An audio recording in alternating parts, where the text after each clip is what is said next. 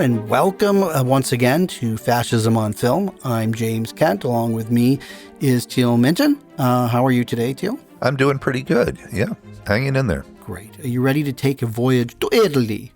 Oh, man. Yeah, this is not necessarily the Italy I want to visit. though it is strange to say this, but like there's not a lot of movies about fascism in Italy. And it may be because they didn't have the film industry that, say, Germany did, and they didn't have the sexy costumes that the Nazis did. And, you know, the Nazis were just such a great evil villain that they were able to dominate the dialogue. So it was just a little bit more provocative to say Nazi and call them fascists. But in reality, fascism comes from Italy. And was it invented by... It was invented by Mussolini. He basically coined the term and wrote a book about it and said, we are fascist. And this is what fascism means. And I've read his book, and it is really hard to make sense of in my mind. It's not really a coherent ideology so much as kind of a set of feelings and actions and things that should be done. And a lot of talk about the marriage of the individual and the state without really talking about what that means precisely. But the word fascism itself is a bundle of sticks bound together that are tougher as one. And you bind all the sticks together and they can't be broken. So that's the idea, is that all the individuals are bound together in the formation of the state. That's where this comes from. Thank you, Mussolini. Thanks, Benito. And, you know, I think before we get into the film, I want to just kind of give a little bit of history in terms of movies and fashion, because The Conformist, which is what we're going to talk about, which is one of Bernardo Bertolucci's masterpieces. It could be his best film. From 1970. 1970. And it's interesting, he made another film the same year that came out, The Spider's Paragon. That film deals a little bit more with the sort of hangover of fascism. And so that's not really the right appropriate film to talk about this time. But since The Conformist is such there's a heavy plot in The Conformist, and there's a lot of visual style and a lot of very subtle hints at like what was going on in Italy and fascism. But it's definitely a harder movie to dive into without maybe talking about what films you could watch that give some clues as to the conditions that set about fascism in Italy. Right. And we're not going to talk about them, but I'll mention them to you because in case in further episodes, Teal, you want to take those challenges that I did and watch them. One would be Visconti's The Leopard. Yes. And even though that does take place pre-1900, sort of the end of the 1800s, what it does do is talk about a shift from sort of monarchies in Italy to trying to form a government that eventually led to fascism, and really the end of a particular era and the dawning of a new one. It's a great movie. And then the second film, which I don't think is a good film, though there's some interesting parts throughout, and maybe it's because it tried to bite way more than it could chew, was another Bertolucci film, and that's 1900. Oh, right. Yeah. And that's like a 2 parts, like 5 hours. It suffers from sort of Bertolucci's own political agenda that he was very pro-socialist. Yeah. So the politics in this movie is really a clash of fascism and socialism, but it's also mixed with an international cast, and you have the whole problem of like Italian dubbing. Right. And then you can either watch it all in Italian and see American actors with Italian dubbed accents, or you can watch it with American dubbing, and then you see those same actors, but their voices dubbed by them. And it's all very distracting, and it doesn't work. So this is definitely something, Bertolucci is interested in fascism. He's totally right, especially in his early career, right? Yeah. He's interested. But here's the thing. What the film does cover in the 1900, it brings us through to the rise of fascism and the sort of politics of what was going on between the worker who was being subjugated and abused, and the landowner and the industrialist at the time when industry was taking over in Italy, which led to the rise of the black shirts, which was Mussolini, to then eventually fascism taking hold. and then decimated by the end. And this film will take you through the whole journey, but it's just not a pleasant journey. Right. Well, no, I can't imagine it would be. And what's interesting with The Conformist is that Bertolucci actually said this film is not about historical fascism. It's about the character's psychology and how that fits with fascism, but they're not trying to make a historical or a period piece. And in fact, they intentionally didn't make the Italy stuff. The film, well, a big chunk of it takes place in Paris. So this is a movie about this guy Marcello Clerici, who becomes an Italian fascist, starts to work for the secret police. And it's a lot about what drives him to become a fascist. He's given an assignment to spy on a former professor who's a socialist and an anti-fascist intellectual who's been exiled to Paris. And so Clerici goes to spy on him and is in the process given the order to kill this professor. And so it's about his moral battle, it gets very complicated sexually with his attraction to the professor's wife, the wife's attraction to Clerici's wife. And then it ultimately it culminates in him actually killing the professor and the professor's wife, or rather witnessing this murder happen. And then it cuts to the end of the war and we see sort of the fall of fascism. And so for me, what's really going on here, and we talked about this in our last episode, but that fertile ground for fascism. And if we look at Marcello Clerici's psychology, we can see sort of how fascism takes root. It's telling us something about fascism, but it's also based in, you had mentioned Bertolucci's politics, and this film mixes a Freudian interpretation with a Marxist interpretation of fascism. And that's intentional on Bertolucci's part. He is specifically there's a lot of critique of the petty bourgeoisie and how sort of the trappings of middle class are actually fascist in their own way, that marriage, church, career, all these things, trying to normalize into that has its own sort of fascist ideology behind it. And you see him sort of go through these stages as he becomes more and more fascist, eventually coming to the radicalization phase, which is violence. Yeah. So, I mean, what's really cool about what Bertolucci's doing is, unlike, the films that we talked about in the last episode where, it's very overt in the propaganda and wants to hit you over the head, he kind of uses the plot devices and the visual style and the sets of the film to portray what fascism is. And just in like the characterization of Clerici's fiance. Yes. And kind of like the attitudes of when you aren't really paying attention to the politics and you're just looking to kind of like enjoy the good life that fascism can afford you, as long as you're on the right side. But then there's a juxtaposition where Clerici has that friend who's blind. Yes. And that's an interesting... It's fascinating. The blind friend who reads fascist propaganda on the radio by Braille. Yeah. Yeah, it's absolutely fascinating. And there's a whole bunch of Clerici's past.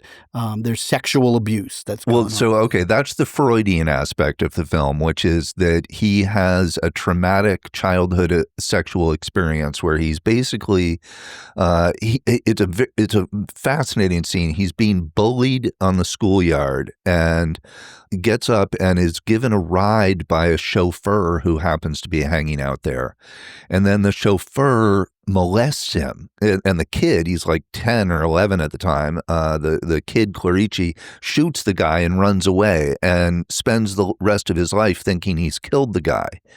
but it's this childhood sexual experience that has to do with repressed homosexuality. And that repression of what Clerici sees as his own deviance, that repression is one of the things that attracts him to fascism. And he continually talks about normalization and how he wants to be normal, and getting married, being in a heterosexual relationship, having a job. He goes to confession. That's part of it, is getting the church in on this, and he confesses his murder as a child, and the priest is just like, I don't know what to do with you. You know, you've sinned so much, and Clerici says, well, I work for the secret police, and the priest says, oh, yeah, you're absolved. You're forgiven for everything. Don't worry about it. You're totally forgiven. And so the church is totally complicit in the fascism, and is another, going to church, going to confession is the normal life that he's aspiring to, but it's also the fascist life. I mean, then there's stuff that I don't know whether or not, it's based on a novel, and I haven't read the novel, and there's some stuff that's kind of weird, and I guess you'd have to stop those scenes and then compare them and see. But the professor's wife, who is gorgeous, and she's also in 1900, by the way. Yeah. And she's very seductive, and she kind of, seduces his fiance, and she seduces him. I felt like it happens very fast. Part of it is just the structure of the film, and that it's told in sort of collapsing flashbacks. And so some of the pieces are sort of left out. But there's a weird thing that happens earlier, and maybe your observance is better than mine, where there's a time where he goes to visit when he's trying to get the job and being part of the ministry and the secret police, where the guy he needs to talk to is having sex with somebody. Yes. And I don't know if it's a trick that Bertolucci is playing with weird perceptions, but I swear it's the professor's wife. Yes, she plays three parts in the film, actually. She plays the prostitute and the official's affair person. And it's just like two quick shots of her. In one of them, she has a scar on her face. And then when Clerici actually meets her, he says, you're exactly like this woman that I met. There's a lot of these sort of visual layers going on. And we haven't really talked about the architecture of the film, but the film is famous for its visuals and for the way it depicts fascist architecture. I saw a quote from an architect who said, when I was in school, we studied fascist architecture, but I didn't understand it until I watched The Conformist. And it has to do with how the individual is sort of penned in, almost in a cage, by these straight, clean lines and these big, imposing structures. And the figure sort of gets lost in that. This guy in a hat, he always wears a fedora throughout the film. But the architecture of it is really stunning. And also one of the reasons the film is still appreciated so much is because of the beauty of this.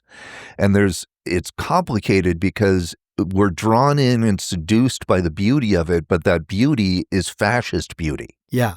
And so it seduces the audience along with the character who's being brought into this. Well, the color palette. I mean, it's shot by Bertolucci's longtime cinematographer. One of the greats of all time, still alive, is Vittorio Storaro. And if you just put in, from a visual standpoint, this movie holds up in like the top 10 of one of the best color photography movies of all time. Absolutely. It's just absolutely stunningly beautiful in every shot. And but some of that seductiveness is sort of fascist. The first part of the film really takes place mostly in Italy, despite all the collapsing flashbacks. But the stuff in Italy, now this is really interesting. I dug up this tidbit that the production designer and Bertolucci, on those Italian sequences, they didn't want it to look like what Italy looked like in those years. They wanted it to look like what Italy looked like in movies during those years.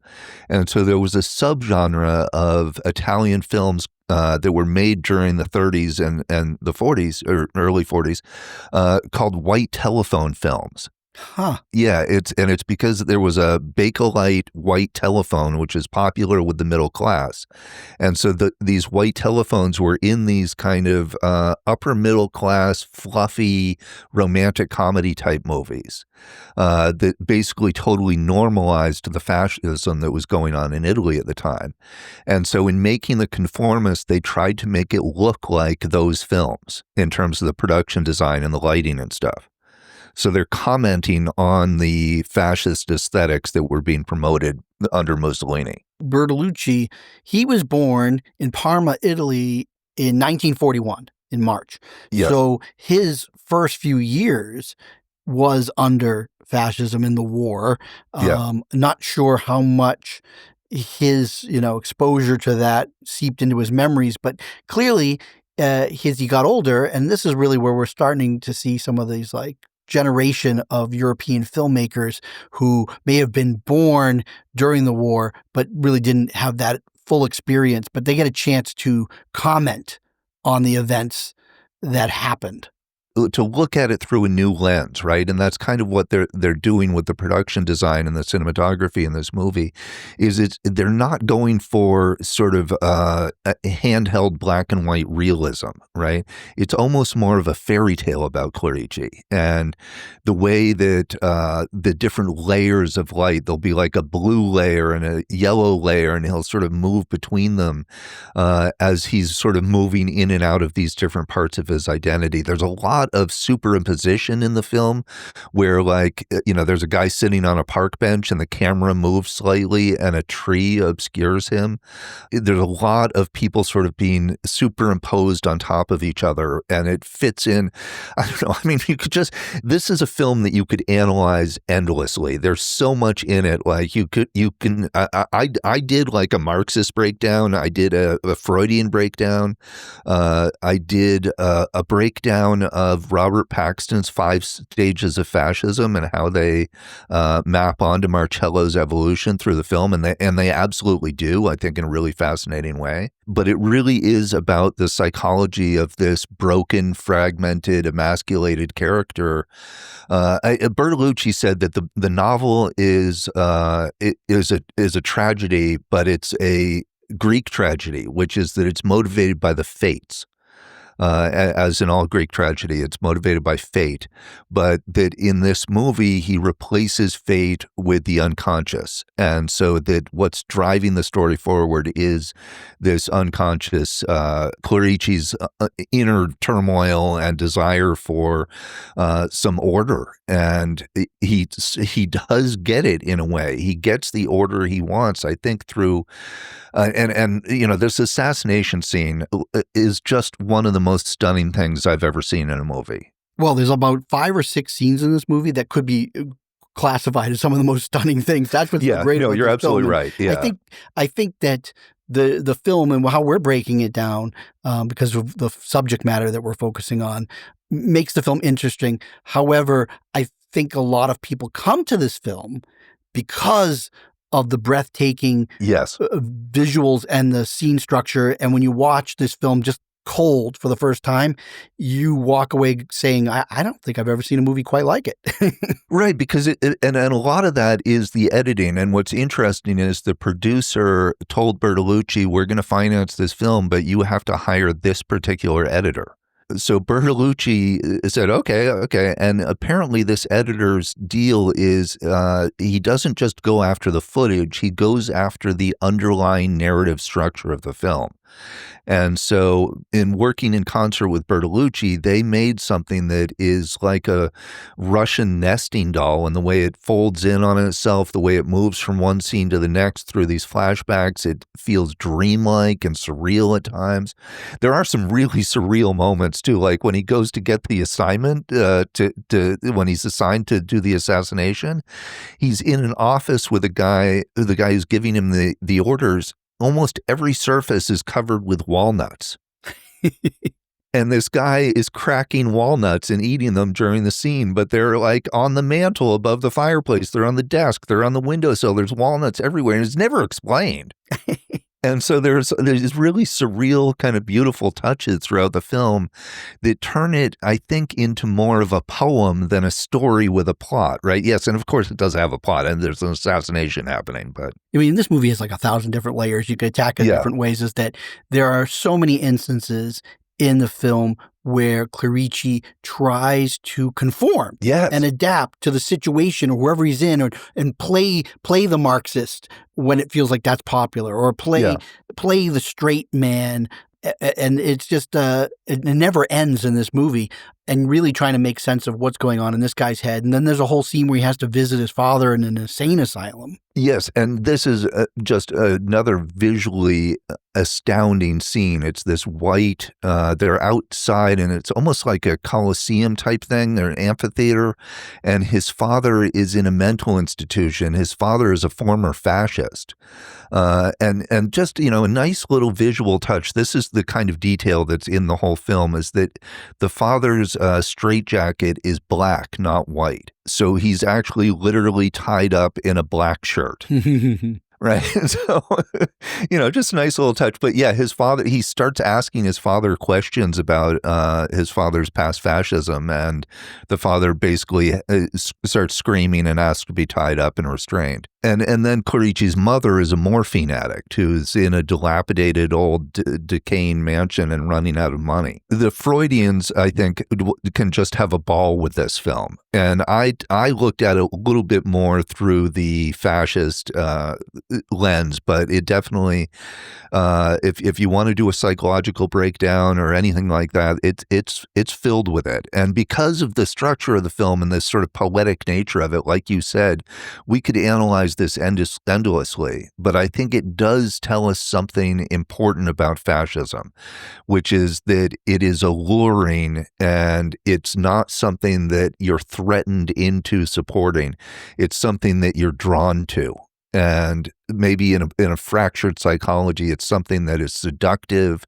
It provides order for people that are broken, essentially, and allows them to sort of feel whole by being part of the fasci. Another, again, when we trying to examine this film, and there's just new things that come up into my head as I think about the film, I'm struck by moments that, again, whether or not it's Bertolucci's intention, Yeah, when I think of where it's supposed to be in history, obviously fascism exists and the Nazis exist, but the war has not started through the yeah, majority of this film. And again, the Clerici takes this honeymoon to Paris, but the whole reason why he's there is to carry out this assassination. And again, yeah, it's told in that folding style. You say, like, you know, you're in a present moment, then you're into the back, the past, and sometimes, you know, it can get a little mixed up trying to figure out yeah, where you were at. But when they're at dinner with the professor and his hmm, wife, there's this dance that happens, and you know, you're looking around and you know what's going to happen to Paris in a short manner of time, that the yeah, Nazis will invade. But here, life is still normal. And we get that sort of slice of life of here are people just enjoying their lives. And we have that knowledge of what's going to happen in history. And again, the characters don't know. So Clerici wants to conform and all this great stuff. And then suddenly, after the assassination, we don't have anything to do with the war except at the surrender and the chaos that's happening in Italy as the fascists have fallen. But you see Clerici and his wife, they live in this like rundown yeah. apartment, and obviously their life has been shit. And now they're all panicking that they're going to be targets because they were fascists. And quickly, his conformist nature to try to like pretend like he never was a Yeah. fascist and that he like he was against them all along. He starts calling everyone else a fascist. The last 5 minutes of this movie, I kind of don't want to spoil, No. but it does take place after the war, and it's him. There's a great line where he's leaving the house and to see what's going on. His wife says, "Why are you leaving?" He says, "I want to see how a dictatorship falls." And then we see that, and it's an interesting kind of visual experience too. The way those last 5 minutes are done is very different than the sort of over the top visuals of the beginning. again, Bertolucci, one of the few filmmakers in Italy that says, I really kind of want to examine fascism head on. And this film does it. It's a masterpiece of a film outside of fascism. I do think it has some really interesting and important things to tell us about the psychology that goes into this, and the class issues too, and the fact that like the professor is the biggest anti-fascist in the movie and is totally ineffectual because he's exiled and just writes stuff and isn't actually doing anything. And yet the Italian government sees him as a threat. Yeah, and so they want to eliminate all threats.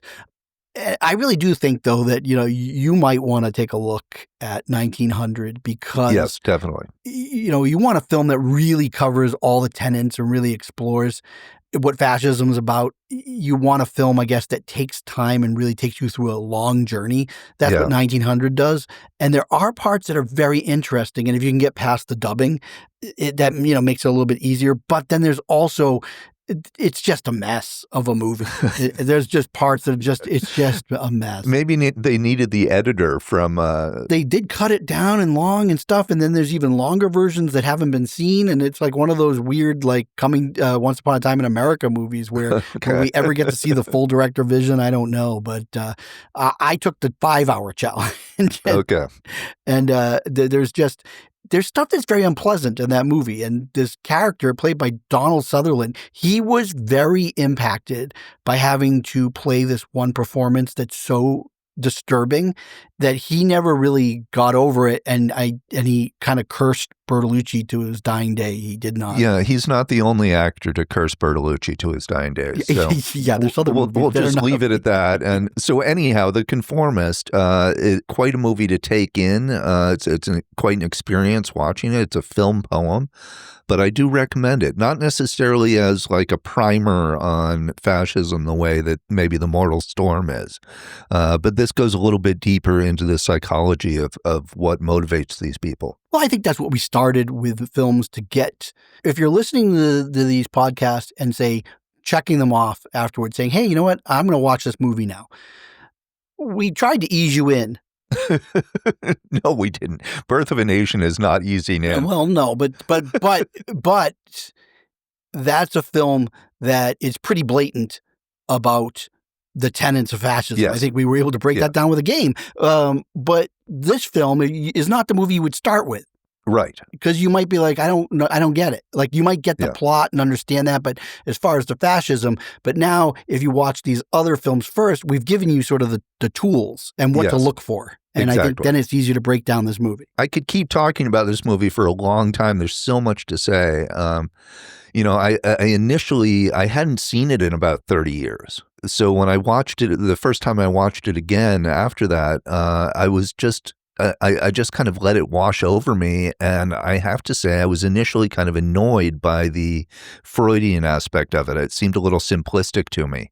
But through repeated watchings, I realized that there actually is a lot of layers there. I came to the film late in life. I only saw it like first time about 20 years ago. And I'd been obsessed with seeing this because of the visuals. Well, I saw a documentary about cinematography. And when it got into color, it started to scenes from this movie, and I was like, whoa. And so I'd always wanted to see it. So, now I've seen it probably a good 5 or 6 times. So next episode, we're going to stay in Italy. Yes, we're staying in Italy for a little while, where it all began. Yes. And this is a film called The Garden of the Finzi Continis. And it is a film that probably a lot of people haven't heard of, but it did win the Oscar that year. It came out in 1970. So it's funny is the Conformist, which is the the movie that people know more. I don't think it was even nominated for Best International Film because the movie that was submitted was The Garden of the Finzi Continis, and that won. I do believe that The Conformist was nominated for screenplay. Adapted screenplay, but it didn't even get nominated for cinematography, which is crazy. It's one of the best examples of cinematography ever. But we're gonna do that just because it's another film that really deals with what was going on inside of Italy in the 30s. And these early stages of fascism, the intellectual exploration phase that Paxton calls it, and the phase where it's first sort of rooting in the culture, it's just a very interesting period to look at because it's the point at which fascism can be stopped. Once radicalization happens, it's starting to look a lot like war. The interesting thing about the Garden of the Vinci Cantinis, it focuses on a wealthy Jewish family. Yes. That slowly retreats more and more behind the walls of their lush country estate. And that's because it starts off with them being very carefree. Yeah. And not really concerned. They're a wealthy Jewish family, but of course the politics will shift. And you will see how that all plays out. So that'll be on the next episode. Yep, in the next episode. Can't wait. Sounds good. Yeah. So, catch us in about a week. All right. Again, this is Fascism on Film, and you can find us on fascismonfilm.com and other podcast venues. Thank you much. All right. Bye, everyone.